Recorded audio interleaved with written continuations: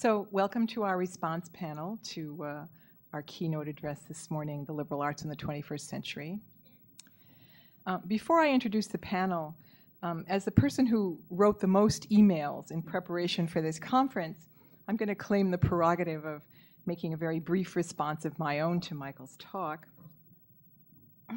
He decided to focus in on the theoretically universally valuable knowledge or wisdom that some people used to claim a liberal arts education imparted, and to interrogate and ultimately broaden and expand the term universal. And, fair enough, that's great. But the invitation also raised quite a few other questions, and political questions.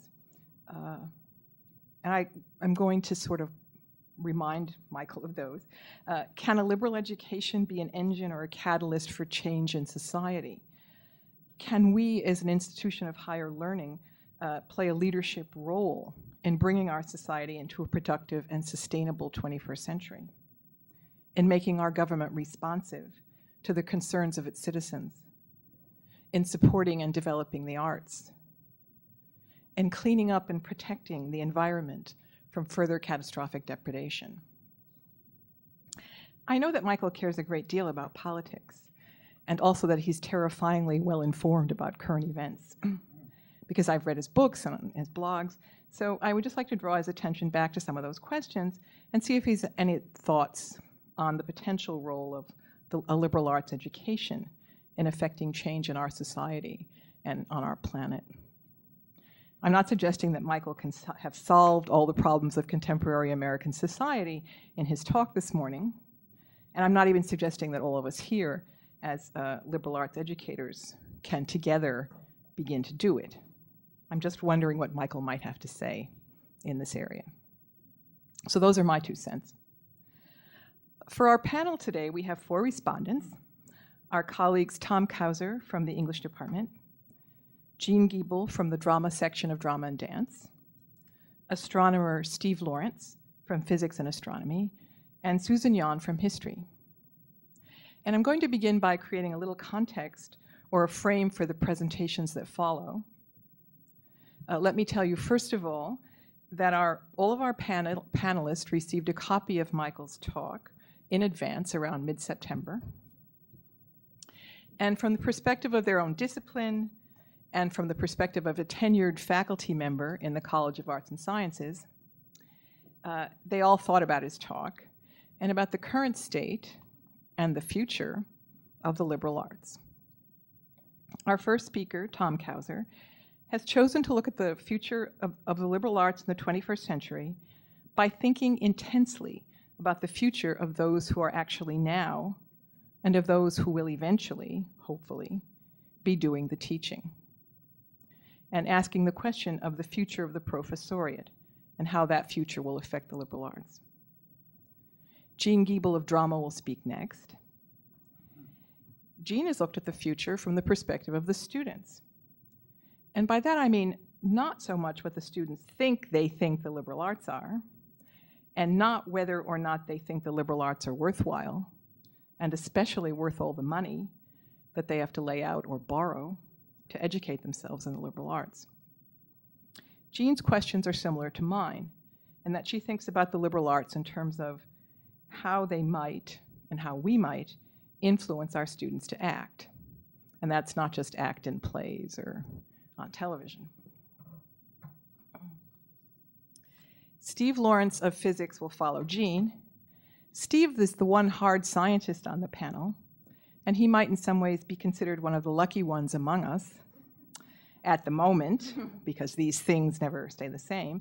But in the College of Arts and Sciences, enrollments in the sciences are on the rise, even as they are dropping in the areas of literature and languages, and in the social sciences overall. I, for one, do not regret the prospect of robust enrollments in science, since our fellow Americans' ignorance of the most basic scientific principles scares me to death, and we desperately need a more scientifically literate populace. In his presentation, Steve will be emphasizing some of the differences between a scientist's epistemological assumptions and some of those discussed by Michael this morning. Differences that I hope are not absolutely incommensurable, by the way.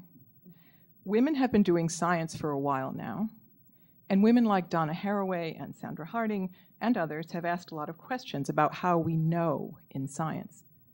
And these questions are not so different from the ones Michael asked this morning. And our final panelist will be Susan Yohn, who admits that she gets grumpy with the practice and language of literary criticism. Although I can't resist saying that the ways of doing history that Susan advocates, reading and telling stories about different times, societies, and people, seems to me to resemble pretty closely literature. But maybe that's why she gets grumpy. In her response, Susan has taken the opportunity presented by this symposium to offer some practical advice about the future of Hofstra to various constituencies. So it'll be interesting to see how you all react to the practical considerations that she addresses. So we'll structure our panel in that Tom, Jean, Steve, and Susan will present their remarks. Then we'll give Michael a chance to respond to whatever issues that I and the panelists have raised that he wants to respond to, because he doesn't have to respond to everything. And then we'll open it up to all of you out there to ask your questions of Michael and the panelists. So Tom, go ahead.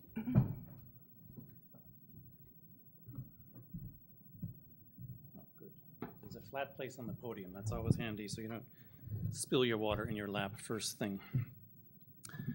I was delighted when Michael agreed to speak at this anniversary celebration because I knew he'd give a brainy, funny talk, which he has done. But I had reservations about joining this panel because I knew he would give a brainy, funny talk, which would be a hard act to follow. But we've all had lunch. I have no quarrel with the substance of his talk. On the contrary, I endorse it. More than that, though, I really welcome it. I'm grateful for it. It's like the course in theory I wish I'd had but never did. Smart, comprehensive, and accessible, and really short. Michael's been at pains to reassure us that the liberal arts, as represented synecdochically by literary studies, love to get that word in there, has a future.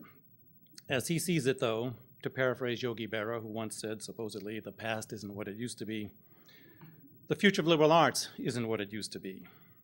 At least in a postmodern age, we can no longer claim that the liberal arts somehow provide access to universal, timeless truths. By Michael's account, about the only thing that seems timeless, or at least not time-bound, is the perpetual need to defend the liberal arts. And he's done so, ingeniously and eloquently updating their traditional justification. I'm particularly grateful for the suggestion that the liberal arts are valuable in part because of their flexibility and resourcefulness. I think the term he used was their suppleness. Their refusal to prematurely affirm universals while not ruling out their pursuit may provide our best protection against the future, which, if we're paying attention, or even if we aren't, especially if we aren't, presents some daunting challenges. A line from Leonard Cohen's The Future resonates with me more powerfully every time I hear it. I have seen the future, brother. It is murder. In recent years, I've made it a point in my American Studies and American Indian literature courses to establish that pretty much all of what we think of as American history is, in a sense, already post-apocalyptic. I'm referring to the relatively little-known story of the mound builders in the Mississippi Valley around the end of the first millennium, centered at Cahokia, which is in what is now East St. Louis. Their highly developed civilization boasted cities as populous as those in medieval Europe at the time, but it seems to have collapsed quite suddenly well before European contact, and as a result has not been fully recognized for what it was. If we aren't careful, our future may repeat our pre-Columbian past, only on a far grander scale. Humanity's best hope for a viable future may lie in the intellectual breadth, flexibility, rigor, and creativity of the liberal arts. Long may they thrive. But they may not thrive. Let me suggest why, by a roundabout route, tracing my own institutional relationship to them. As an undergraduate, I attended Dartmouth College. With its 3 professional schools in engineering, business, and medicine, Dartmouth is actually a university. But the undergraduate curriculum was, and still is, limited to the liberal arts. Thus, Dartmouth undergraduates could not and still cannot major in business. Now, as it happens, the best-known member of my class, that of 1968, do the math, is one Henry Hank Paulson, who went on to become the CEO of Goldman Sachs and then the Secretary of the Treasury in the second term of President George W. Bush. Particularly in the latter role, he was prominently featured in the media. As I understand it, he engineered his reaching the pinnacle of success at Goldman Sachs by engineering the ouster of John Karzine, who, as you may remember, consoled himself by buying the entire state of New Jersey twice. Now, you might think that Henry Paulson, master of the financial universe, majored in some practical discipline like economics or government, as we call political science in Hanover, but you would be wrong. Hank was, like me, an English major. Although, like the president he served, Hank did get a Harvard MBA not long after graduation. His success may suggest to some of you the utility of the liberal arts.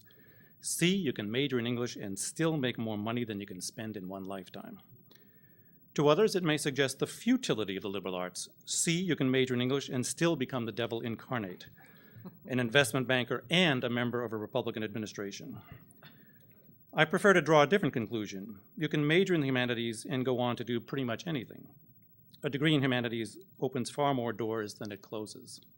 But that's a hard sell to today's students. To continue my own narrative, I went on to graduate school at Brown, where, as at Dartmouth, undergrads could not major in business. I then taught at Connecticut College, a classic, that is, freestanding liberal arts college, before joining the faculty of the Hofstra College of Liberal Arts and Sciences. At Hofstra, for the first time, I have students who are majoring in pre-professional programs, in business, in education, in communications, and even within my own department in publishing studies.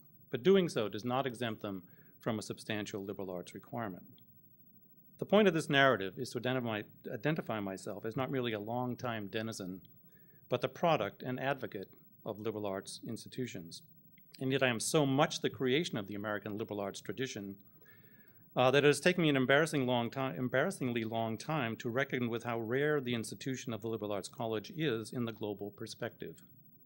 The Liberal Arts College may not be an American invention, and it is not unknown outside the US, but in most of the rest of the world, university students specialize much more narrowly than they do here. What we would consider their major constitutes their entire course of study. So even if that subject is one of the so-called liberal arts, they do not get a broad liberal arts education. Worldwide, we are the exception, rather than the rule, in modeling and centering higher education on the liberal arts.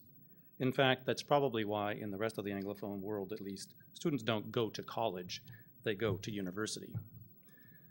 So I'm struck by two seemingly opposed contemporary trends. On the one hand, a number of very prestigious universities like NYU and Yale are beginning to establish liberal arts colleges in unlikely venues, Abu Dhabi and Singapore, respectively. They do this, of course, with the blessing and encouragement of sometimes repressive regimes, and that raises some serious questions about the whole project. But it seems that in some distant climes, for whatever reason, but it seems that in some distant places, for whatever reasons, and they may not all be good, the market, so to speak, for the liberal arts is growing. Their future seems assured.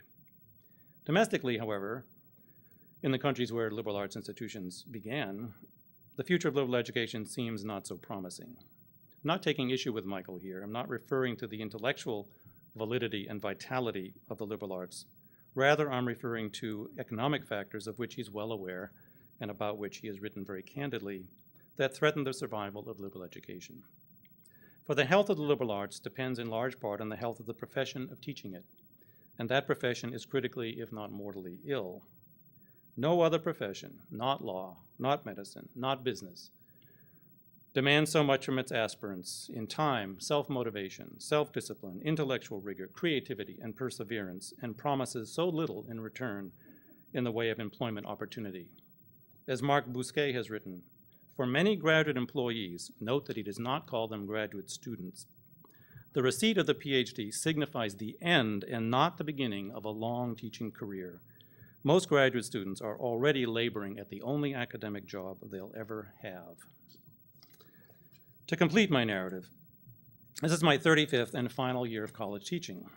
My pleasure at the prospect of my imminent retirement, the big sabbatical I like to call it, is deeply compromised by my utter dismay at the state of the profession. One of the gratifications of anticipating retirement ought to be the knowledge that one's departure will create a place for a young scholar. Having founded our disability studies program some 5 years ago, I remember congratulating myself on having created a position for a young colleague in a new field. Now it appears that I will not be replaced, at least not immediately. In any case, the real heyday of the profession was over before I entered it. Its golden age was the period when my generation, the boomers, swelled the ranks of college students. Jobs were plentiful as professors were hired to teach us. Advancement was easy, tenure was pretty much assured, mobility was possible. All that changed while I was in graduate school in the 1970s, and the situation has worsened gradually since then. Jobs are now so scarce that we in the profession cannot in good conscience encourage even our brightest students to follow us, at least not with any expectation of secure employment at the end of the marathon of a doctoral program. Over the last 3 decades, although the number of university faculty has risen, the increase in the proportion of adjuncts has greatly outpaced it. According to Carrie Nelson, current president of the AAUP, 35 years ago, nearly 75% of all college teachers were tenurable. Only a quarter worked on an adjunct, part-time, or non-tenurable basis. Today, those proportions are reversed. And that was before the recent recession, which has caused many institutions, including Hofstra, to suspend hiring. The institution of tenure is now under threat, and full-time positions have become exceptional. A few moments ago, I distinguished between the intellectual vitality of the liberal arts and their economic viability. Probably you can see where I'm going with this. The distinction, though conceptually sound, is somewhat beside the point. The liberal arts cannot continue to be intellectually vital if they do not continue to be economically viable. The irony of this is acute. As Michael has demonstrated, the liberal arts are not merely valid and vital, but crucial as humanity negotiates its future. The liberal arts are probably better suited today than ever before to the broad needs of college students. But if they cannot sustain the lives of those who teach them, then the entire enterprise will falter. So although I am, believe me, reluctant to strike such a negative note on an occasion intended as a celebration, I feel strongly that such a note needed to be struck. Undoing the damage to the profession should be a national priority. Thanks.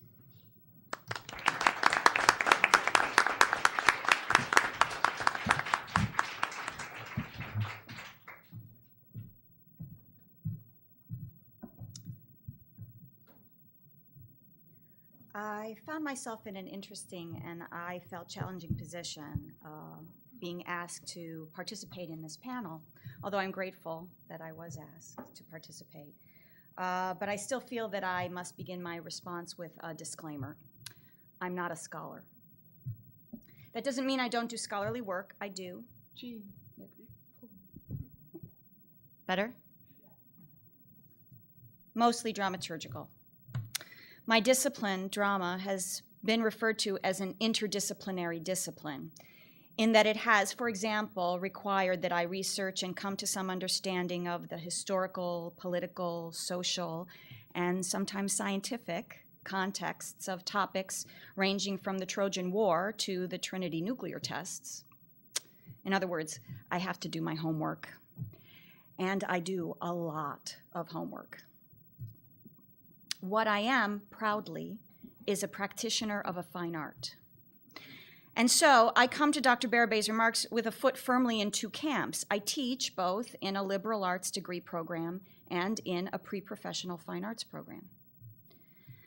Some years ago, I had occasion to speak to psychologist Howard Gardner, the author of Multiple Intelligences, after he gave the keynote address at the Association for Theater and Higher Education annual conference. And he suggested to me that we artists have a problem. We deeply believe in the intrinsic value of our art. And so we don't want to take the time to scientifically analyze it, but worse, we take offense at being asked to take the time to justify it. It seems to me that the latter is not limited to the fine arts. As Dr. Berube used the lens of literary studies to focus his remarks, I hope you understand if I can best express myself in the language of theater. Dr. Berube, I appreciate your comment that learning and debating the history of universalist aspirations and the challenges thereto is what gets you out of bed in the morning. Dissecting and discussing the works of William Shakespeare or Beckett or Doug Wright, the author of I Am My Own Wife, which I will be teaching tomorrow, is what gets me out of mine. I also agree that the difficult discussions are, as you wrote, a path to a form of wisdom, to a deeper understanding of human affairs. However, I teach my acting students that the objective, to gain understanding, is a weak objective. The strongest acting objectives incite action, both within the world of the play and within the audience. Whether drama should instruct us by revealing timeless truths, or better still, pose the timeless questions that perhaps we can only ultimately answer for ourselves, the goal we hope to achieve is some form of action. When many of my student actors arrive on Hofstra campus as first years, they would like nothing more than to get on stage and have me simply tell them what to do. When I, of course, believe that my job is to give them the tools to figure that out for themselves. So, in attempting to justify the worth of the liberal arts in higher education, I think the question we need to address, the question in the hearts of many of my students is, what are we to do? After all the commonalities and the incommensurabilities have been revealed, or at least partially illuminated, how do we make choices? How do we vote? How do we live with integrity? And does integrity even matter? It doesn't pay the rent. How do we raise our children? Robert Allen, the former chairman and CEO of AT&T, is often quoted as saying that the professional world wants the graduate with the mind engaged, the soul inspired. Students schooled not only in the rigors of a specialty, but also in the social, ethical, and political implications of what they do. To expect less in these times is to risk much more.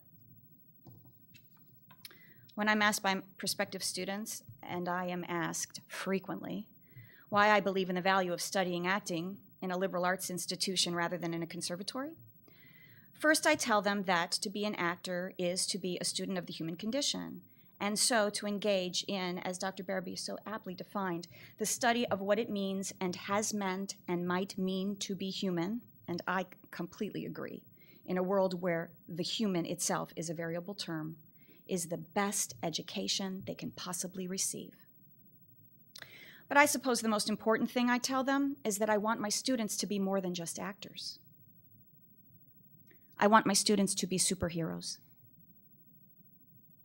I want my students to save the world. Now that's a bold statement. And I'm not, as Stanley Fish, the author of Save the World on Your Own Time, might suggest, one of those teachers who offers herself to her students as a moralist or activist. Nor do I have a specific personal agenda. I don't. I don't think the far left has cornered the market on truth any more than I think the far right has. Maybe a little more. Martha Nussbaum, in an article in Newsweek several years ago, went beyond the usual justifications for an education in the humanities, the critical thinking, and the global citizenship, to suggest that perhaps the most important thing the humanities teach is the narrative imagination, what she defined the ability to imagine sympathetically the predicament of another person, and that one of the best ways to cultivate sympathy is through the instruction in literature, music, theater, fine art, and dance. She goes on to say democracies have great rational and imaginative powers, yet they are also prone to irrationality, parochialism, haste, sloppiness, and selfishness. Education based mainly on profitability in the global market magnifies these deficiencies to the point that they threaten the very life of democracy itself. And she wrote that article, by the way, well before the current economic crisis.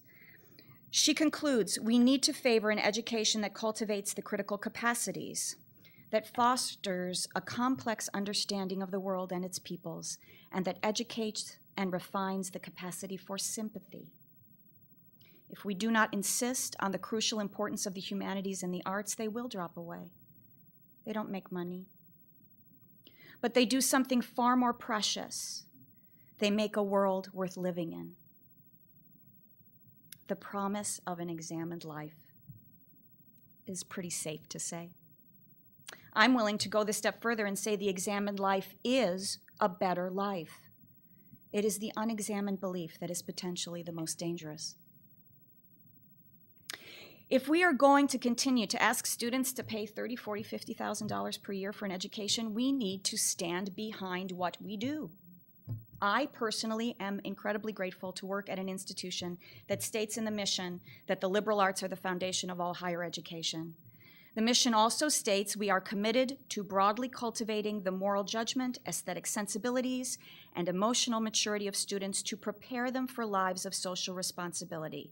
I am willing to go the step further. We inspire and cultivate in our students the ability to make principled judgments that inform their professions. We teach our students to think and work globally so that they will create a more just and sustainable world. And that sounds like superheroes to me. Thank you.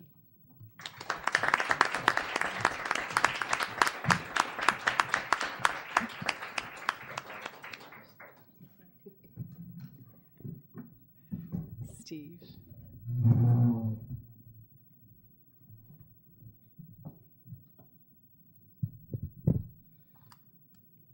Okay, well, when I was first asked to serve on this panel, and then again when I read Dr. Berube's planned remarks, I have to admit to feeling a bit of trepidation. As a physical scientist in general, as an astronomer in particular, I was completely intimidated by the sheer number of unfamiliar terms of jargon, references that I had never read, not to mention the rhetorical nature of the arguments in his speech that I, as a scientist, would have to deem fuzzy. So forgive me if I flail about a bit like a fish out of water, but as Darwinism explains, if those first fish hadn't flopped a bit out of water, we wouldn't be here today. So to begin, let me apply my highly trained powers of observation to the situation we find ourselves here today. A preeminent literary theorist, an historian, a dramatist, and a scholar of Native American literature, and an astrophysicist walk into a panel discussion. Okay, it sounds like set up to some obscure academic joke. Our topic is a speech that we've just heard, Liberal Arts in the 20th Century, a speech which organized its narrative around the supposed value, the personal, social, and economic value of our liberal arts education. The phrase, "how very meta," comes to mind. For the seemingly random composition of our panel isn't random at all. We four Hofstra faculty are meant to represent, however crudely, the traditional divisions of a liberal arts college. And it is this dizzyingly broad range of training, experience, perspective, and analytical tools that points to what I feel is the greatest value of our liberal arts education, our selling point, as it were, the exposure of a maturing mind to the rich diversity of human thought and experience. Early in his talk, Dr. Berube questioned whether there was a particular form of universal knowledge or wisdom that a liberal arts education can bestow. I agree completely that there really doesn't appear to be a particular body of facts or set of philosophical principles or a group of theories to which we can point as this universal knowledge. Rather, it is the debates and the discussions, like the one we find ourselves having today, that most directly reveals the value of a liberal arts education. In my opinion, it's the best way to train a student to keep an open mind to considerations of the other. Dr. Berube reviewed the many and contentious arguments that have raged over the last few decades in literary theory circles.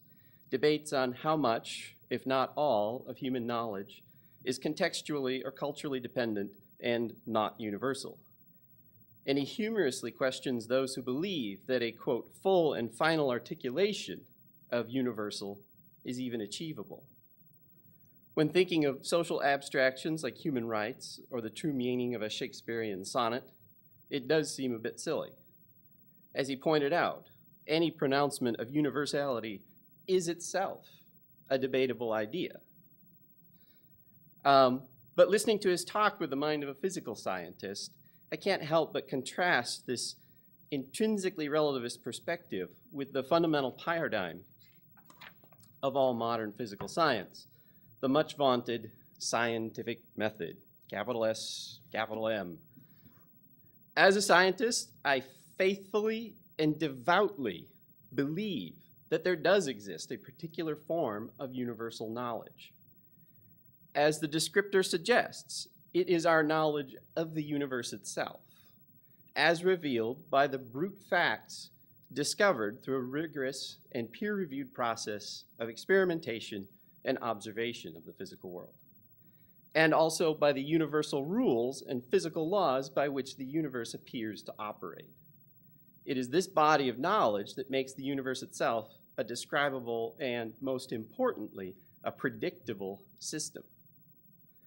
So physical scientists, at least, do have a sense of some sort of universal knowledge. As an astronomer, if I didn't believe that this universal knowledge existed out there waiting to be discovered, I could just pack up my telescope and go get a good night's sleep.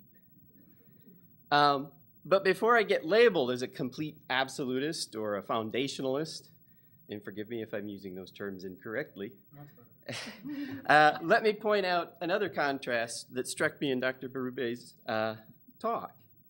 Despite a scientist's belief in the existence of a form of universal physical knowledge, the scientific holy grail known as the theory of everything, capital T, capital E, despite this belief, every first-year science major has drummed into them the notion that everything they learn in their undergraduate classes, and more importantly, everything that they themselves discover in the course of their PhD thesis research, all of this knowledge is probably, oops, oh great, I'm missing a whole page out of my speech. All of this knowledge is probably inaccurate, probably incorrect. It's going to be supplanted by future knowledge. And this is so incredibly embarrassing.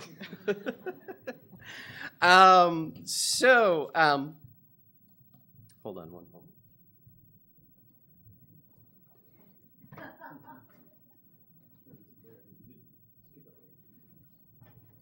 Yeah, I numbered the pages, and there's page 4 is missing.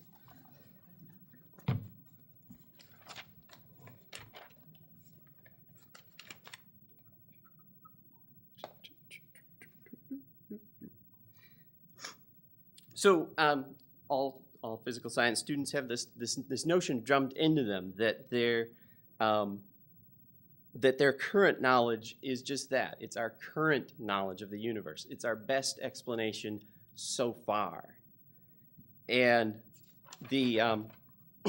as astounding, for example, as astounding and as elegant as Einstein's theories of relativity are, much like Newton's law of gravity that preceded them, we are faithfully confident that a revolution is coming and that his theories, Einstein's theories, will be supplanted by something better.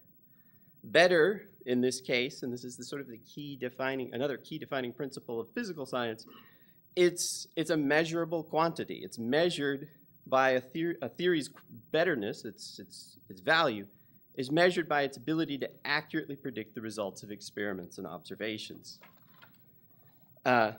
To a scientist, as a scientist, we have the luxury in that the universe itself is the final arbiter of any argument. Not rhetoric, not common sense, but the universe itself. So as scientists, we sort of have, thinking of these considerations in regards to Dr. Berube's talk, as scientists, we have this interesting futility built into our work. On the one hand, we passionately believe that this universal knowledge does exist out there, and that ultimately the physical world is describable and predictable. But at the same time, throughout our careers, at the beginnings of our careers, we're indoctrinated with this concept that our current theories are incomplete, and that it's our duty to just never stop testing these theories. So it raises the question, as a scientist, how do we know when we've actually stumbled upon that vaunted theory of everything? Isn't there always just one more experiment that you could conduct to test it? One more bit of uncertainty or inaccuracy hiding in the next measurement? Or even, is there a potential of an experiment that hasn't been thought of yet? So it's a bit schizophrenic, but at least there's job security in it. And so that brings me back to what I think is the selling point of a liberal arts education. There are interesting similarities and dramatic differences between the methods of thought and standards of proof among our disciplines, among the traditional liberal arts and the physical sciences. And it's this point, in answer to your question, Gerda, where I say that whereas the physical sciences are not part of the liberal arts, they are part of a liberal arts education. So that it's this breadth of thought that we want to expose our students to. It's exposure to these various disciplines that helps open a student's mind to the possibilities of other perspectives and the insubstantial and transient nature of their own knowledge. As Einstein said, education is what remains after one has forgotten everything he has learned in school. So to close, I'd just like to throw out a cultural reference that none of the students in the room are going to get. But what is the value of a liberal arts education? As Madge, the Palmolive manicurist, said, you're soaking in it. This room, this debate right here is the best example of the value of a liberal arts education. Thank you.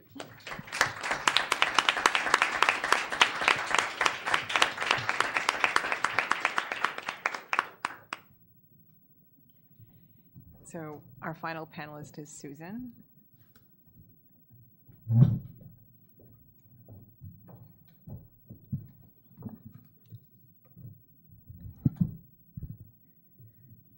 All right, I will admit to being a little grumpy, and at the same time, as I am a person who's a little bit grumpy, I'm also somebody who has felt tremendously privileged to do what I do, and I've never once doubted the profession that I chose to follow.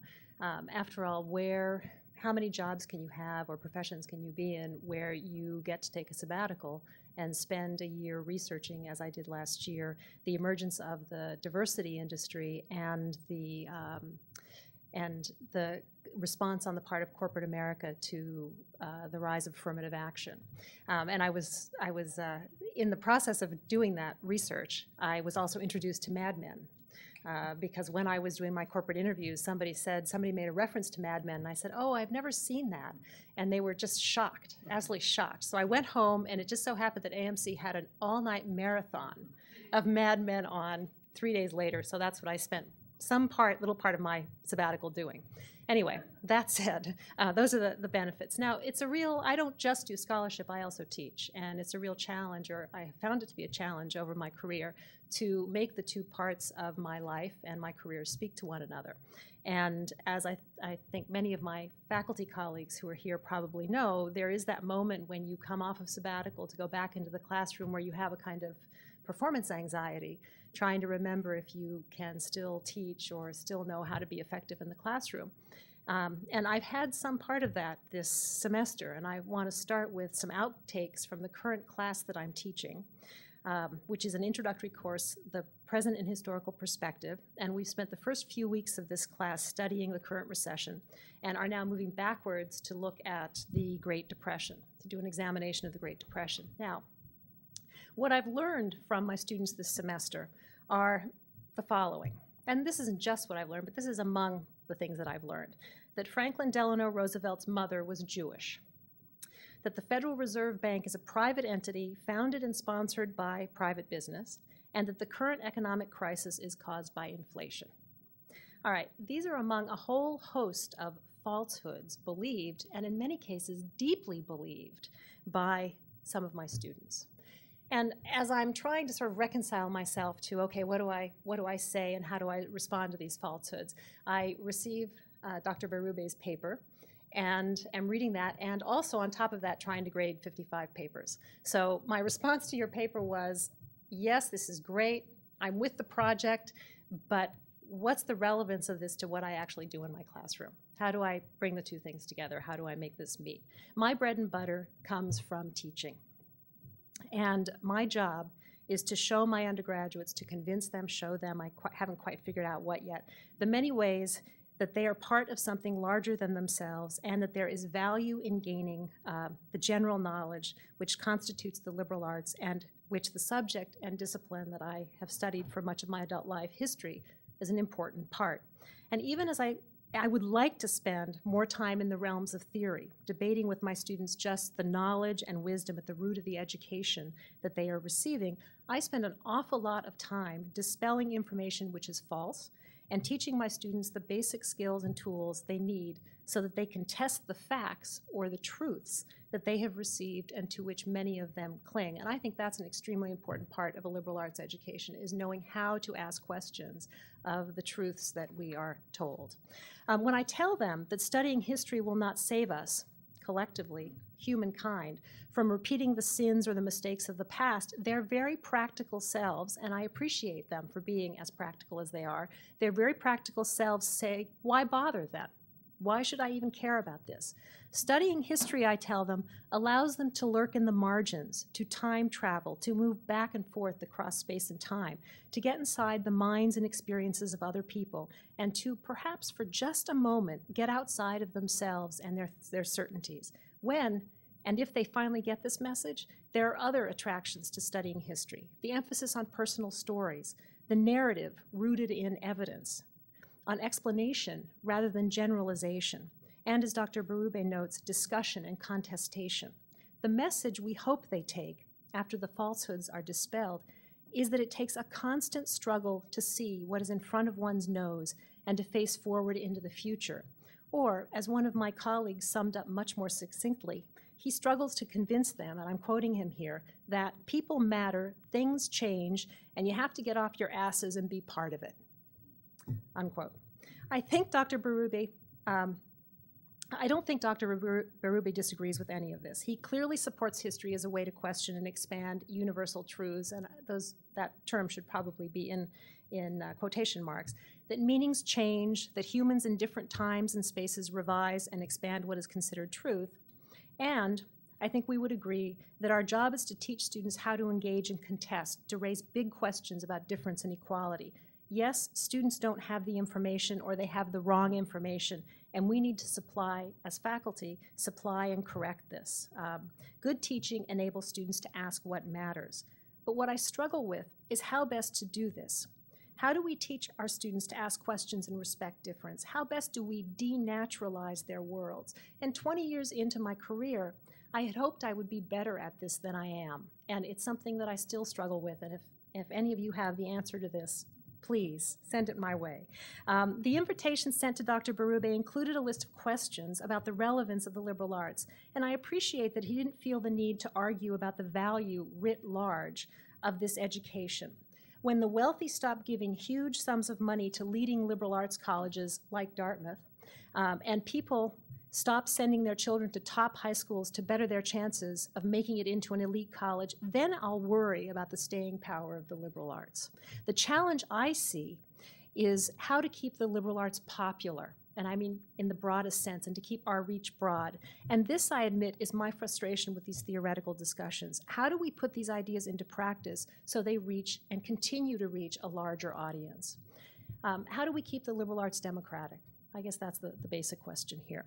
And how do we do it at a place like Hofstra, which, notwithstanding the upbeat remarks of President Rabinowitz last week, finds itself at 75 in a very awkward place. And I'm going to talk about some of these, but let me just say that I'm not sure it's just Hofstra that suffers from this, all right? I think this is true of many, many other institutions that are like Hofstra. So I don't think we're alone in this.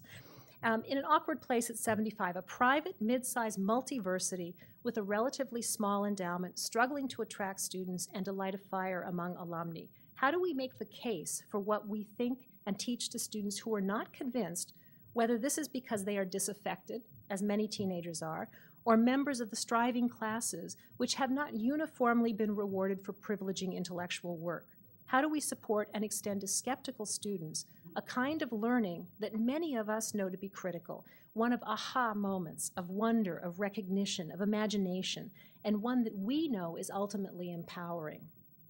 Whether we faculty like it or not, the reality is that the practice of the liberal arts in this country resides largely in academic institutions. One of the questions posed to Dr. Berube was, can we as an institution of higher education play a leadership role in bringing our society into a productive 21st century? He seems to see this as an open question and suggests that the humanities offers one way of answering that question. And this is all fine, and I appreciate his conclusions about an examined life. But I would ask us to think more concretely about the institutional role in this process. Not just the intellectual role, but the institutional role. And as food for thought, I'd like to offer up some suggestions or ideas for how HCLAS, the Liberal Arts College specifically, could reposition itself so that we could take a leadership role at Hofstra in this process. In the spirit of being provocative and stimulating some debate, let me make the following suggestions. That we evaluate our student applicants in more expansive and innovative ways. Currently, we have a tracked system for our students. Board scores and high GPA, and here, Harold, I'm sorry, but board scores and high GPA have never been an accurate indicator of one's success in life over the long term. Adhering to these principles, as our principal entrance criteria may mean that we are missing those students who are truly creative and will be innovators. And that we be more self-conscious about how and what we teach as faculty. This faculty needs to be more nimble, more willing to work across disciplinary lines. And in this regard, I think we in this institution are still in the dinosaur era. I can see all the tomatoes coming my way. We pay lip service, but I don't think that we do it nearly as effectively as we might. And finally, that the administration stop trying to import status or make a splash.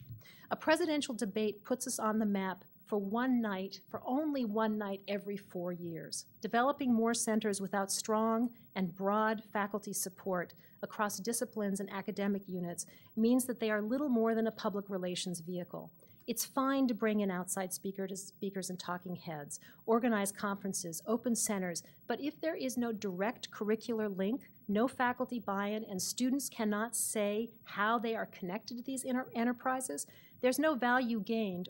And worse yet, most students and faculty are relegated to the role of spectator. In times of scarcity, organic and worthy efforts, those that grow out of the classes, the research, the experience of faculty and students, should get the lion's share of the university's resources. In 1935, Hofstra began as a basic liberal arts college, and Bernie alluded to this, Dean Firestone alluded to this morning. As it developed from the 1940s through the 1980s, its mission grew murkier. Academic units were added, the student population shifted, resources grew more scarce, and we can endlessly lament the current economic recession and the questions raised about the worth of the humanities. Or, and this is what I would hope we would do, is that we can see this as an opening to reclaim the floor, reassert the need for an education that gives our students the tools necessary to navigate uncertainty, or not be, as my daughter, this is her new favorite word, and it must be an internet term, but it's new to me, and not be sheeple, a combination of sheep and people, and think hard collectively in this community about concrete ways in which we can deliver this education. Thanks.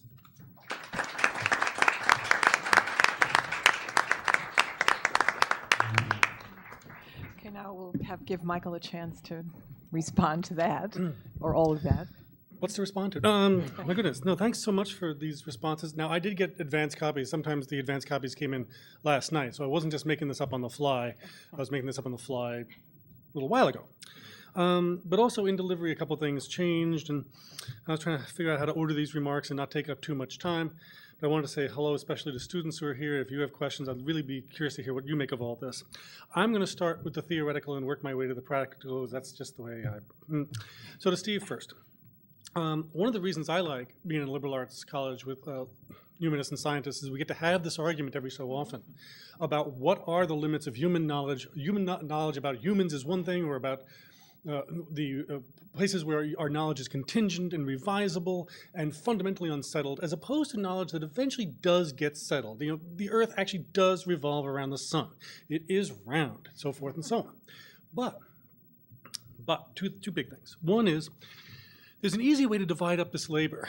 John Searle, the philosopher, does it like so. He divides the world into brute fact and social fact. Brute fact just exists. Ow, okay, done.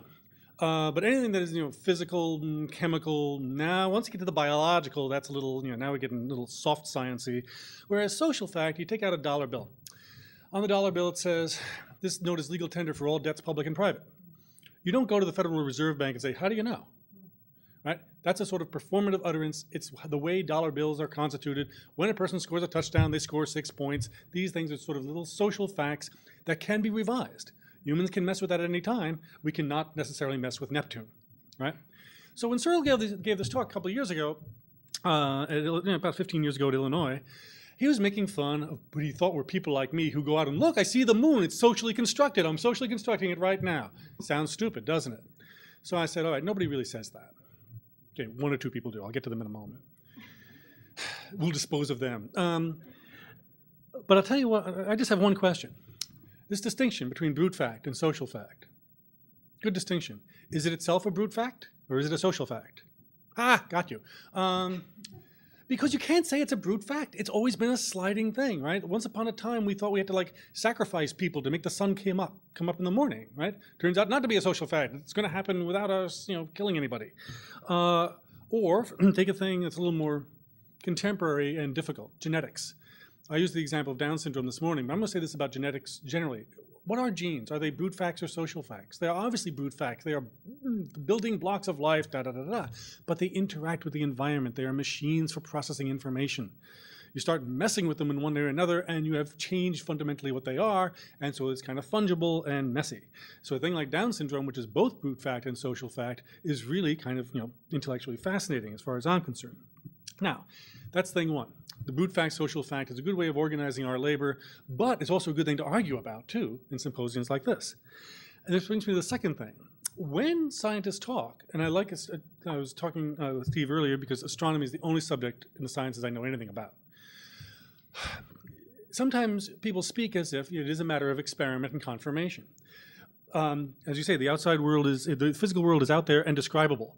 But the history of the last 120 years in physics is, it's out there and it's describable and inconceivably weird. And every discovery makes it weirder. And the reason we're looking for a theory of everything is that quantum mechanics and general relativity don't add up. There are fundamental conflicts between them, but those conflicts only really emerge at something called the Planck length, which is the fraction of an atom that would correspond to the size of a tree in the solar system. I mean, most people say, close enough. We'll just erase that part. But string theory emerged as an attempt to try to overcome that disjunction. And notice what I'm saying. No one did experiments on this. This is all on paper. So much of 20th century physics was done on paper. Antimatter. Captain, she's gonna blow. Antimatter sounds like science fiction. Antimatter exists. Paul Dirac found it by running the quantum mechanics equations and saying, whoa, these can be answered either positively or negatively. That means there could be negatively charged protons and positively charged electrons. And people went, that's crazy. Oh, no. All right, give him the Nobel Prize. Now the question is, why is there so much less antimatter than matter? A question that would never have been asked before 1930 because no one knew how to ask it. Last example, my favorite example, the proof of the Big Bang. I hope this is settled. There was a Big Bang. Adam and Eve did not ride dinosaurs to church. Okay, now the reason we know this is because there actually was empirical proof. There is a radiation, a trace radiation from that explosion. It was found in the early 60s by these two guys in Bell Labs, Penzias and Wilson, but they weren't looking for it. They were doing radio astronomy, sorry, and they wondered what the interference was, and they went up to scrape the bird shit off the antenna. And it turned out, no, it wasn't birds. It was the noise of the universe itself. And the only reason they figured that out is that someone said, I heard a paper at Princeton a couple of years ago about low temperature physics. And someone suggested there'd be like trace radiation. Maybe that's what you got. Nobel Prizes all around. My point being that a lot of this stuff was done not because of experiment and not because of sort of tangible brute facts out there in the world, but because theory ran way, way in advance of observation. There are some things in contemporary physics that A, I don't understand, and B, aren't even subject to physical proof as we know it. And that's what makes these conversations, I think, so enlightening. I just wish more humanists on my side knew about these things and were not so dismissive about what they think science is. So I consider myself a kind of moderate on this. I think the further on you go, the actual, first of all, it's incredibly difficult to discover these things about the physical world. But once you've uncovered them, you've uncovered something that really is not human. You've discovered something objective. It's independent of us. It doesn't care about us. It doesn't know about us, I don't think. Right? Whereas this guy, Andy Pickering, I'm going to get back to him, Pickering argues in this book, Constructing Quarks, that we didn't have to get to quarks. Science takes all these by-roads, these accidental things, it's bird shit on the antenna, what have you, and it could have been something other than quarks. I think this is wrong. I think sooner or later you get to quarks. Quarks is what that's what you could call them something else, you could call them, Cheetos, but that's what they are. They're real. They were waiting for us all along. Nevertheless, excuse me.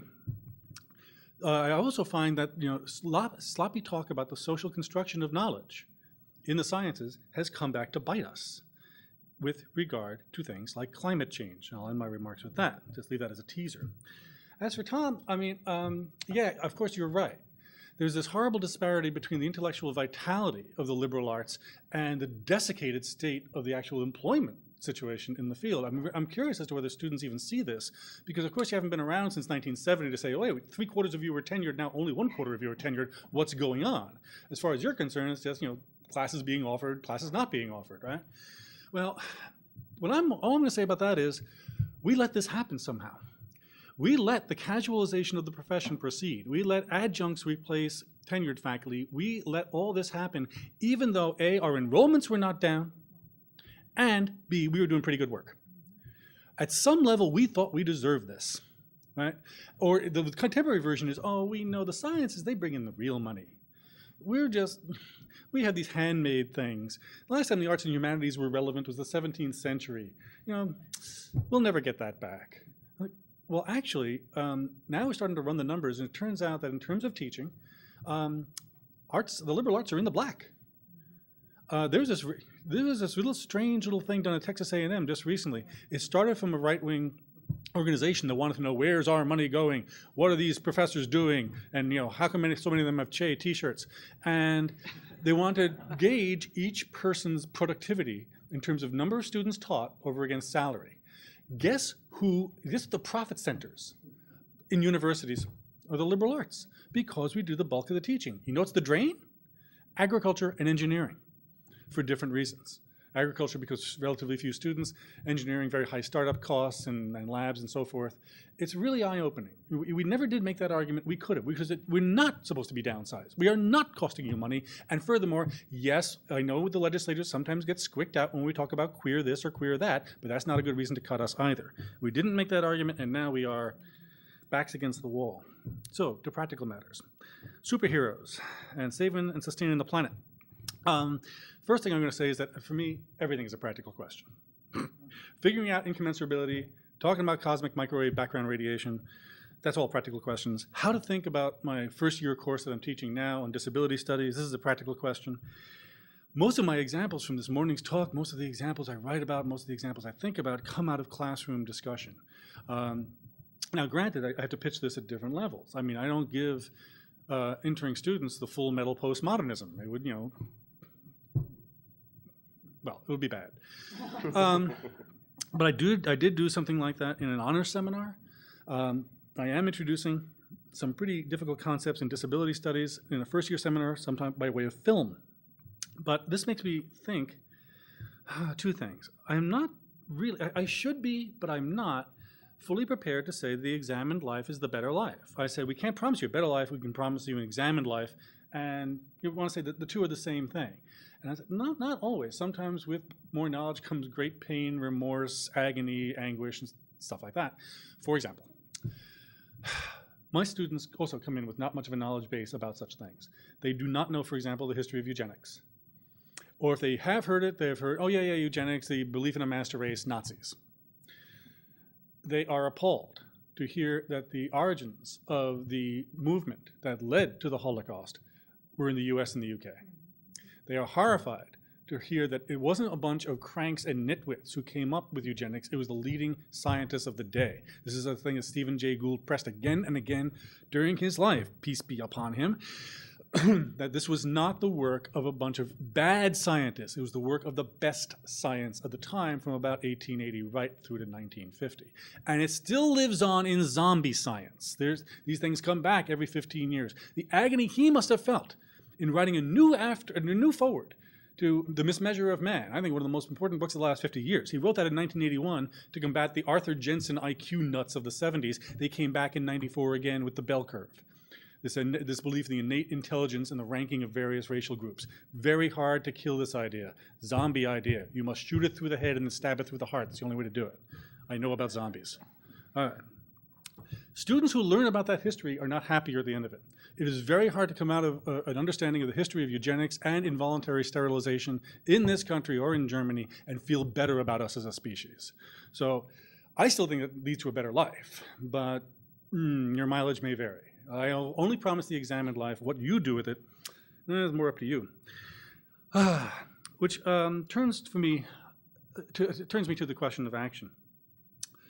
Understanding is one thing, I agree, can be a weak thing composed to actually doing stuff. I personally would hope that cultivating the narrative imagination, as Nussbaum puts it, would lead easily, as the night the day, would lead to a more humane world with a greater sense of our independency, not only with each other, but with the biosphere. But there's no guarantee this will happen. One of the things we say in disability studies is that, or at least I say, things that autonomy, individual autonomy, is indispensable. You want to increase the autonomy of people with disabilities. You want to give them curb cuts, ramps, job coaches if they have intellectual disabilities. You want to help them get around in the world, but autonomy is also not such a great thing. It can be overrated. What about interdependency? That whole idea that we have to be autonomous is what got us into such of a pickle with disability in the first place, leading us to write off the people who could never be autonomous. So this is how we go around. Autonomy, indispensable and inadequate at the same time and for the same reasons. Okay. Excuse me. I thought if we recognize this, we recognize that we're profoundly social species, right down to the fact that the whites of our eyes help us to see exactly who's looking at what and with what kind of interest. Very interesting thing about our species. Great. We're social all the way down, and we could make better use of the environment than we do. The reason we have, or the reason I can do a Bad Futures Film Festival with all these dystopian movies is not only that we've imagined such horrible futures, right, but those futures are versions of the horrible century we just came out of. Those horrors, again, very hard to learn about them and come out feeling happier at the end, even if one feels more wise and more circumspect about the species. Which leads me finally back to climate change. What could we do about that, for example? And here I'm going to end on a sort of challenging and sort of red to orange on the despair meter note. I recently heard a talk by the Secretary of Education under Arnold Schwarzenegger. She is a woman, bless her heart, who has been working on climate change since 1989. She is now working for the only, as I can see, the only major Republican elected official in the country who believes in climate change. More Americans doubt climate change now than did 5 years ago. That is the result of a very organized and effective disinformation campaign. So when this woman said, we need more information, I raised my hand. I said, you know what? You talk about information and awareness about climate change. I worry, never mind about peak oil, I worry about peak awareness. I think we may have hit that peak, and now it's not even a matter of knowledge or ignorance. Now it's a matter of tribal identity. If you want to piss off those liberals, or if you want to bond with your tribe, it is now part and parcel of the package that you deny climate change. Or you make fun of Michael Mann and his hockey stick. Or you say, oh, I found this email that says hide the decline. Or look, it's snowing out, Al Gore is fat. Whatever the mode of denial takes. It is now part of cultural identity. And it is very hard, to paraphrase Sinclair Lewis, very hard to get someone to understand something when their tribal and personal identity depends on their not understanding it. I'm not sure exactly what the liberal arts can do about this. We come with the rhetoric of enhancing awareness, enhancing education. All I will say is this. I'll expand on something I said this morning. The arts and humanities cannot be dessert in this. They can't be latecomers. They can't be add-ons. They have to be involved at every step of the process of thinking about what's going to happen to the damn planet, because it's the only one that we know can sustain life like us. This is about humans and about resources. Example. In Pennsylvania, we are sitting on top of trillions of cubic feet of natural gas. It is called the Marcellus Shale. Some of it is in New York State as well, as I know. But Pennsylvania seems to be the only state that doesn't want to tax people for drilling it, right? That's one thing. And I know the movie Gasland is going to appear in my town on October 3rd. I'm going to go check it out. This is the first sort of work of agitprop raising awareness of what happens to your water if fracking gets out of hand. Mainly your water is contaminated and light on fire, which is bad. And you want to say, okay, if this is going to be jobs against the environment, I can tell you who's going to win that one. Especially in this environment, so to speak, jobs. Or if the environmentalists win one, there's going to be horrible backlash against the snail darter or the spotted owl or the fracking or whatever. Okay, the people preventing us from having these jobs. So I thought, I'm on this committee. Actually, I'm chair, and I formed this committee. Well, here's an idea. First of all, what if we said, of course we're in favor of jobs. People are out of work. It's the middle of Pennsylvania. They're devastated. But they have to be safe and sustainable jobs. We've seen this before in Pennsylvania. It was called coal. That didn't work out so well for the people actually digging it out of the earth. Right? Safe and sustainable labor. We talk about sustainable resources, but what about sustainable labor? Not the boom and bust cycles of the coal and iron eras that we went through over the last 200 years. Second, if we pitch this as environment against jobs, we're missing an important thing, which is this is about one resource and another resource. The natural gas is important. God knows we need the energy, but not at the expense of water. Sooner or later, water is going to be important too. You know the really important prediction, once we get over all these wars about oil and resources, then we can have wars about water. That'll be the 22nd century. So it's pitting against natural gas, scarce and non-renewable resource, against water, without which life as we know it really wouldn't even exist at all. And I think that's the way to frame it, and if artists and humanists can contribute to that, literally, more power to them. Thanks.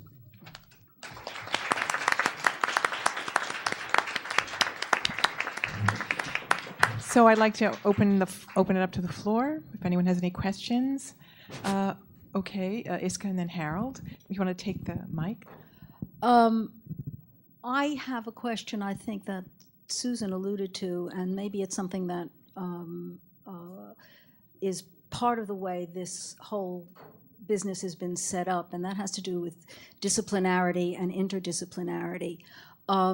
It does not surprise me that Professor Berube said the only science he knows about is astronomy.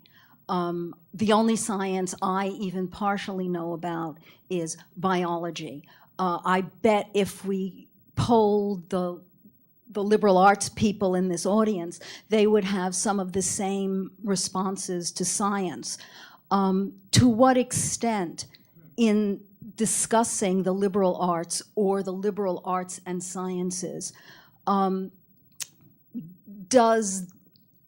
the barriers between disciplines part of the problem about the way we can exchange information? Let me be a little bit biographical in the manner that Tom was. I began as an undergraduate as a history major. I decided 6 weeks before I graduated that I wanted to be an English major, and that's what I did. I started out as an Americanist. Somewhere along the line, I got interested in Shakespeare, and am always grateful to Hofstra for actually letting me teach something I did not specialize in. Thanks to Tom Couser, I was allowed to develop an interest in Native American literature. Susan knows that I do a little bit of women's studies. It may sound like I'm a dilettante, and I suppose in the best sense of that word, that's exactly what I am. But I've also, and I think Jean knows this, I've also worked with the drama department as a dramaturg. To what extent are we imposing limits on ourselves by the very fact of disciplinarity? Anybody want to tackle that one?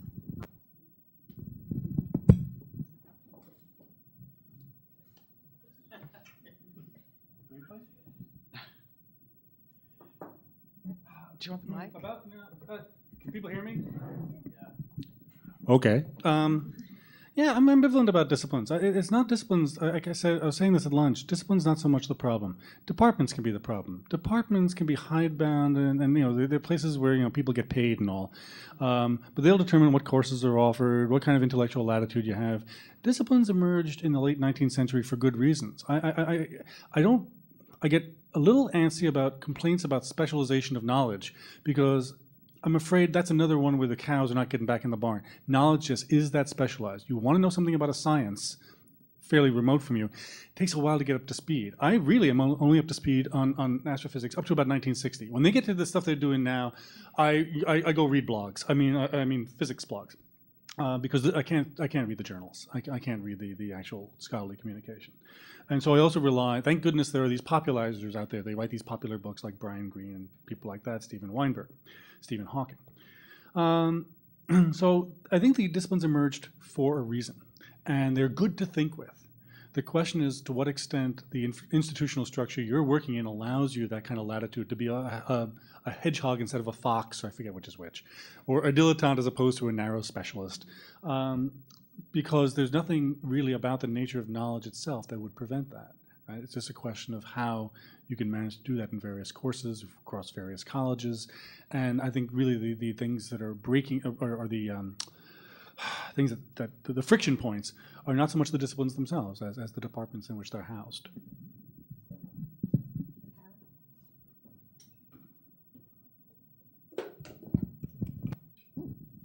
I want to say I share a lot of Tom's sentiments, and I share a lot of Mike's sentiments. I'm retiring now from active teaching here after 43 years in the best profession one can imagine. But what today brings back is faculty meetings in the 60s and the 70s. And I, just as Mike said, you know, we ourselves let the universities shift from a point where most of their income went into the main line to where we have adjunct faculty, and if I came from Mars or Neptune or somewhere and descended upon a typical superb institution in the Midwest, I would discover that their main enterprise is football, and they have these small peripheral enterprises called things like English. University of Michigan is what I'm thinking of with the massive new stadium. But I'm just sort of curious, how can we get out of this scenario where most of the faculty meetings, I must admit, I find rather desultory. I found the power fragmented among a bunch of institutions, and they're just not fun. You know, when I will no doubt totally miss the experience of working with students and intend to do it for the next 43 years somehow. But I think we have to really ask, how can we get to the point where universities really look on the academic mission as the primary thing, and this is what goes on at faculty meetings, as opposed to whether something is worth 43 credits or 42 credits, and whether the outcome assessment does this or that, and whether the retention rate went from 76 to 77%, which is statistically meaningless. I'll inject a little professional knowledge. And just ask, how can we get back to this? It was sort of regarded as inefficient in the 80s, and you know, I just conclude with one last question. You know, on the one hand, if it ain't broke, don't fix it. My memories from a year down in Georgia teaching, to where if it doesn't seem to be working, why don't we try something new?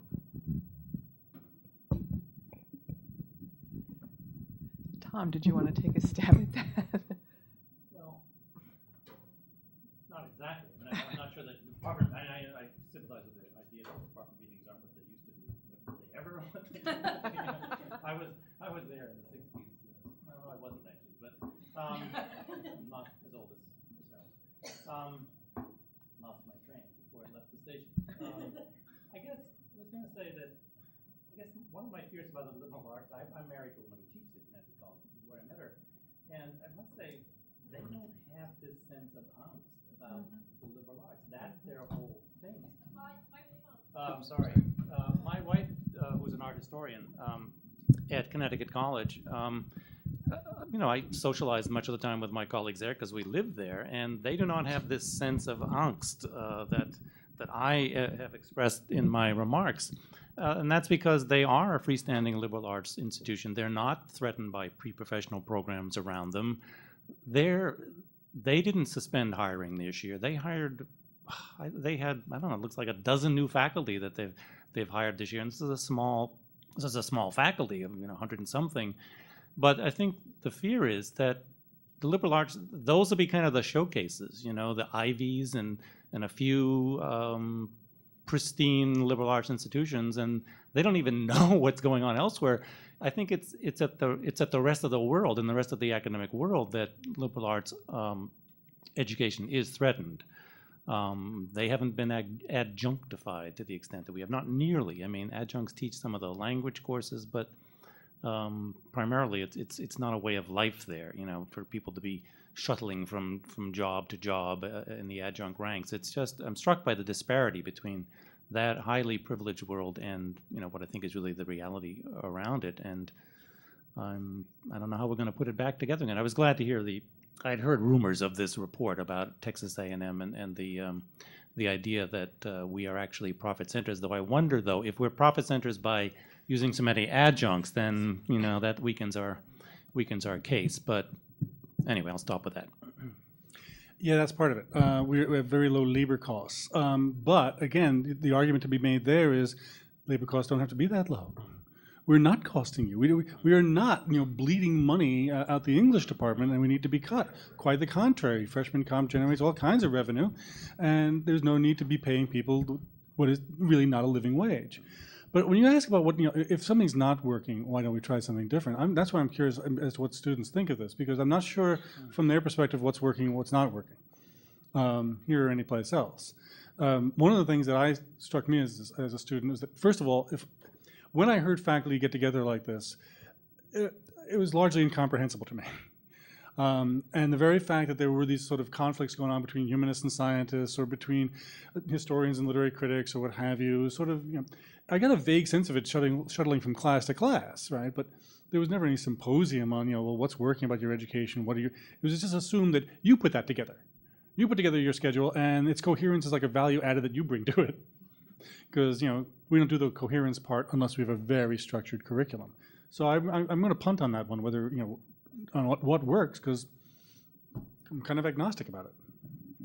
I guess the other thing I would add is that I think much of this is concealed from students. I mean, I think students can tell who's an adjunct if they look into it, but I had a very good student recently who wanted to go to graduate school and get a doctorate and teach in college, and I had to say, well, look, you need to do some reading, and it was very easy to send her stuff that was very discouraging, and at some point you had to hold back because you couldn't find anything that was encouraging. But I said, I'm way out of graduate school, you need to talk to younger faculty. And she came back to me a while later and said, well, I started talking to my other faculty, and it was a revelation to her that one of her favorite other professors was someone who was an adjunct and whose job was very much insecure. And so, she had to discover that on her own. It wasn't plastered on his or her forehead, although if you visit offices, you can sort of tell who has a carrel and who has an office in some buildings.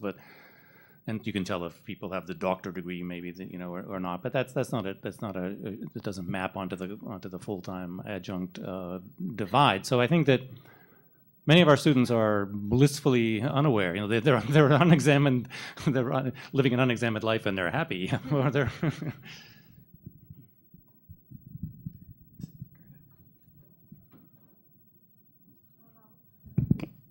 Hi, thank you. It seems to me that the parallel kind of global comparing the college higher education here with other countries is not really fair, because education is not something that suddenly you move from Maine to New York and you're now being educated. You start being educated from the moment you're born, in your family, in your community, in your environment. So just looking at what universities do in Europe, for example, and what universities do here, it's not a fair comparison. This had, I think that I do believe strongly that liberal arts education is the only type of education that you could have. You can't have education without it. And if not whole of the population, it's a right. It should be a human right to everybody to get this education. Why keep this education at college level? Why can't students who are in high school be exposed to it, to sciences, to all these debates? Why do you have to wait to college and have at an appropriate level? And it could be done. I mean, And somehow then, it seems to me, people and students will have an appreciation of this. And I mean, it might seem crazy, but to me it seems kind of natural. Any takers?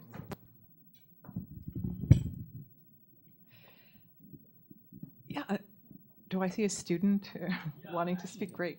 I mean, I feel like our high school curriculum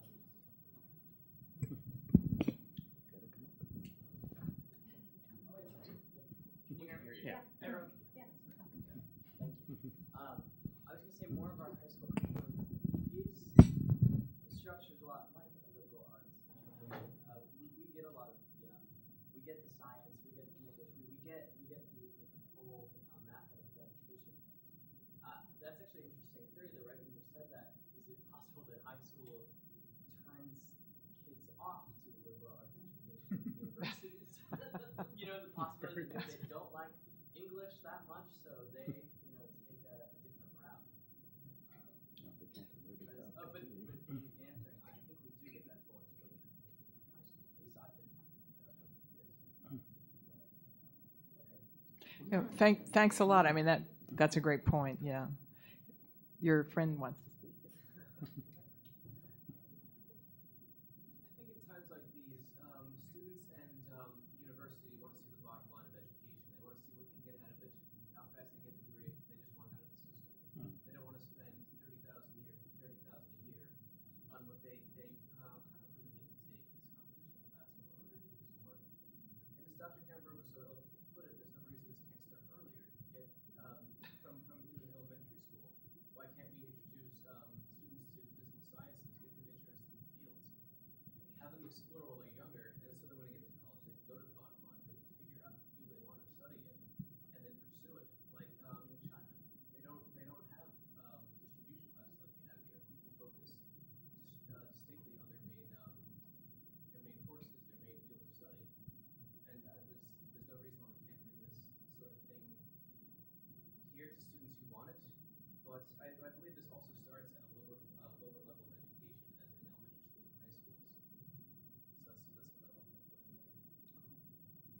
Well, that is the French model. I mean, speaking from my own experience, is that the liberal arts education takes place in what we call it high school, but they call it the lycée, and then when you go to university, you just major in something. One of us was talking about that. I forget which one. Tom. Yeah. Well, one of the reasons why we didn't adopt that model, right, is that this became, in the United States, the world's only attempt at a mass system of public higher education after World War II. And you couldn't assume, especially after World War II when the GIs came back, you couldn't assume a knowledge base. Now, that's not to say that everyone in the 20s and 30s had much of a knowledge base either. Right? Just about the remark about the football in the Midwest. I did spend 12 years at Illinois, but football didn't come from the Midwest. Football came from the Ivies. It's all their fault. From the 1880s right through the 1920s, when football became huge, first of all, it was an elite sport the elites went to, and the national championship on Thanksgiving Day every year pretty much was Princeton v. Yale. That'll take you back. Penn State. Now it's Now, Penn State, not quite there. We feel that keenly. Right, but it became a thing about the public universities, especially in the South. Clemson is an outlier, really. Private, or USC, private universities with football programs. And in fact, well, go on this tangent for a moment before I get back to your remark. Michael Bérubé, who teaches at Oregon State and is a historian of football and American culture and so forth, came to Penn State. I love this. This is last Friday. I was asked to be part of the event hosting him. And he actually gave a part of his talk asking people at Penn State to imagine what happens if football disappears. Because, look, the information on head trauma is not good. As it did here, right, I know. You're on the right side of history, folks. SUNY Buffalo, what the hell were they thinking? Because if you're not among the top 10% of programs, your program is bleeding money and the liberal arts have to make it up. So, it's not only the concussions, it's the subconcussive brain damage. And no manner of coming up with better helmets is going to stop the brain from sloshing around in the brain pan. So this raises some interesting questions, right? What happens when a major sport dies, if that happened? Anyway, so what RR said was, look, youth football, high school football, NFL, culture abhors a vacuum, something will take its place. college level, it would be like ripping the guts out of what the college experience is for a lot of people, including alumni, because it goes all the way back to the late 19th century, and it goes back, of all things, to the Ivies, and then it migrated to the Midwest and the South. Very strange trajectory for that sport. Anyway, that is among the, which actually, I can fold this back into the larger point. American higher education is so weird in the fact that, in the sense that it's been asked to do so many different things, including train people for the professional leagues, right? So that you wind up with this sort of weird compromise between distribution requirements. We give you breadth, I say. You know, I don't know, some breadth requirements. Really, at Columbia, one of the requirements we had to meet was a remoteness requirement. It was so, I mean, no one knew what it was. It was so remote. You know, I mean, people had to take a ninth semester just to figure out what the hell it was. And we figured that's what it was. It was a revenue generating requirement. At the same time, you have majors. So you get some of both. And a place like Columbia tries to structure the majors around the core curriculum. That's one of its selling points. It gives you the grounding in Western history and art and so forth and so on. I don't see why there isn't really more curricular diversity in American higher education, where, as you suggest, why don't some institutions just say, here, you just concentrate? Well, but I'm saying really right. Where not everyone has to go by the distribution model. Not everyone, for that matter, has to go by the elective model, which was actually, you know, again, came out of Harvard and then swept, you know, the country by storm, and now seems as natural as the air we breathe. But, you know, maybe something else. Depends on what works. Well, Gerda, do you mind? I mean, there are a couple other questions in the back. Sabine and Barbara.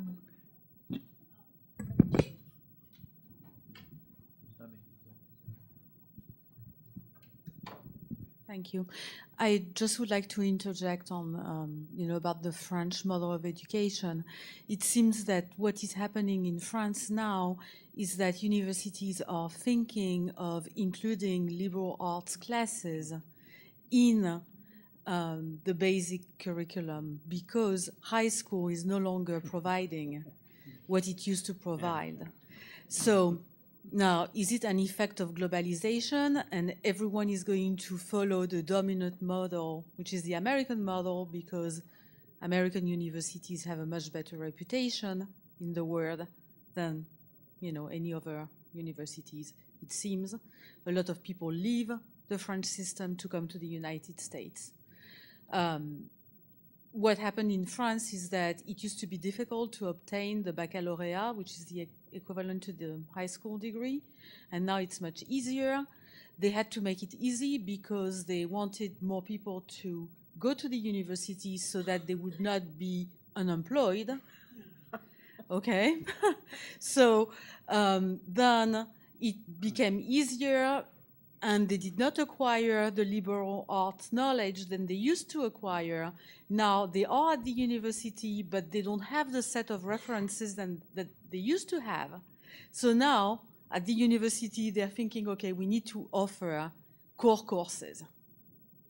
And we should look at what they do in the United States. So this is what is starting to happen now. So I think it is very interesting, the way the two models are influencing each other. Thanks, Sabine. Barbara, and then Gerda. I wanted to respond to the student, what you just said about China. Well, Hofstra was, we have a fantastic avant-garde collection, and we were among the first to send, we sent 49 works to the first exhibition in China of Dada.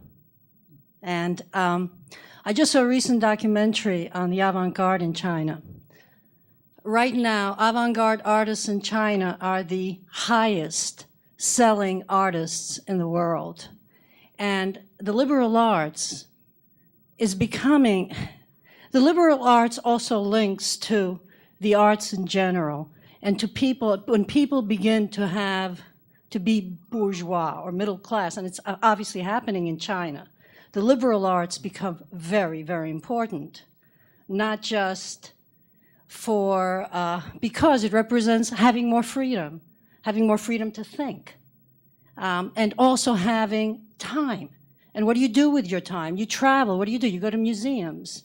So I want to address this question of freer societies and the freedom they give you to explore your own, to self-create yourself and to explore creativity. So I was very surprised to see this documentary on the avant-garde because there are many movements. The artists themselves credit the avant-garde movements in the West for what they're doing. So if anyone would like to discuss this, because you brought up the subject of China, and China is expanding and developing in surprising directions, and also in the liberal arts. So this is along the lines of maybe what the same statement that Sabine is making, but I'm saying this is also happening in places that we didn't expect it was going to happen. Yeah, Did you want to have a comment, Susan, or you were sort of gesturing? Yeah, I'm kind of, this is also to respond to what the student was saying and this comment about distribution requirements. There are many institutions in this country, liberal arts colleges, that don't have those kinds of distribution requirements. And I think part of that, it comes back to institutions which, however way they do it, because the administrations do this differently, guarantee to departments that they won't be eliminated, right? Because one of the reasons why we can't talk beyond ridiculous distribution requirements at this institution, and we're heavy on distribution requirements. I mean, I've just been taking my child around to colleges, so I'm very aware of this. We're very heavy on our distribution requirements here, is because we want to ensure our departments. So it comes back to what you were saying about departmental culture. It's not even discipline so much, it's departmental culture.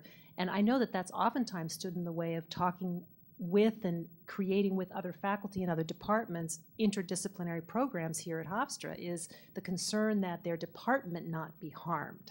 So if we can't even think past that unless we have some guarantee from the institution itself that they recognize the integrity of the disciplines and of the departments, and that they will keep us alive even if we work with others and our enrollments diminish. So much of it is driven by enrollments. She looks at me. Well, you are the administration, sorry. I'm sorry. What I wanted to respond briefly is just to say that my point was that liberal arts education that I feel will allow a human being to have a full life, to realize themselves. So to me, it seems that in society like this, every citizen has the right to liberal arts education. So yes, there might be colleges that they don't have distribution requirement. And believe me, the high school system here is not the perfect one. And many students, many citizens basically will not see liberal arts education. This was my point, that I do believe it's extremely important. And somehow keeping it to specialized liberal arts colleges seems to me exclusive in a sense. The student, I think, would like to respond to that.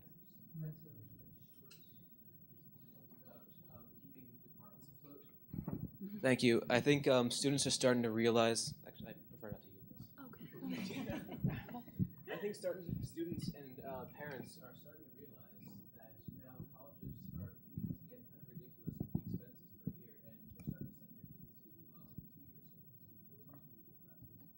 So I think in a way that if you keep pursuing this distribution that you have going on, that you're going to lose students overall. They're just going to come to 4 year university like this just for their core courses. A lot of these students are going to be lost to places like National Security, where they have the same curriculum, just at a cheaper price, and they can transfer over here properly. So that's actually what I did as well. Just sign the deal with them to make it easy. Right. $30K just to learn the same stuff I would learn over there for $2,000 a semester. Well, as you may know, or maybe you don't, Hofstra just signed a deal with NASA to make this all the easier and make the transition smoother. I would like to say something about the American model as it has been exported or imported.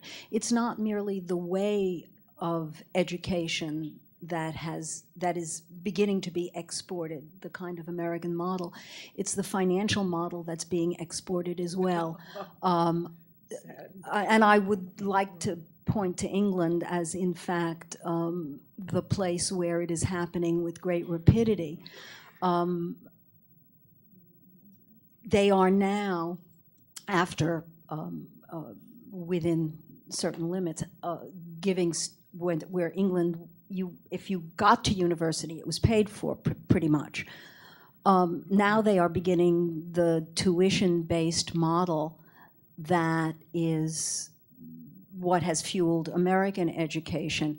And although they would like, in fact, increased numbers at university in England, they are finding, in fact, that the tuition-based system that they would like to impose fully and have just begun imposing is discouraging people from entering university, so that the American model is not a unitary model in that sense.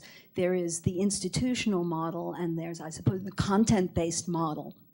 And they seem to be operating in opposite directions. It's as if you've got a magnet, you know, when magnets pull away from each other. And I don't, you know, this is just a point of information about how institutions operate. One last thing, I have done a good bit of teaching outside the US, and my experience in a place like England, where you were allowed, you got your liberal arts education at the lower levels, and you majored immediately when you went into university. I took a group of 5 American students over to Southampton University maybe 15, 20 years ago.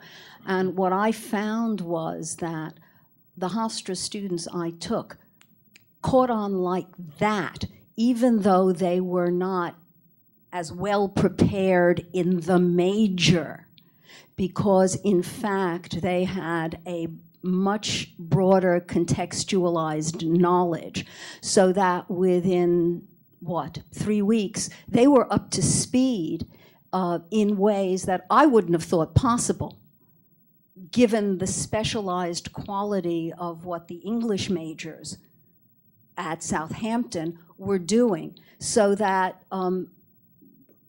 it's very difficult to make generalizations, is what I'm trying to say, about what other institutions and other countries do about the liberal arts, qua liberal arts. Okay, well, so I guess we can pat ourselves on the back a little bit, right, after that, and we can, on the tiny bit, and maybe finish here on a positive note, unless, what I'm going to do is ask Michael if he has anything to add, and then I really do have to cut it off, because we're already 15 minutes over time here, so. Well, in that case, all I'm going to say is I'm glad we solved that. And thanks.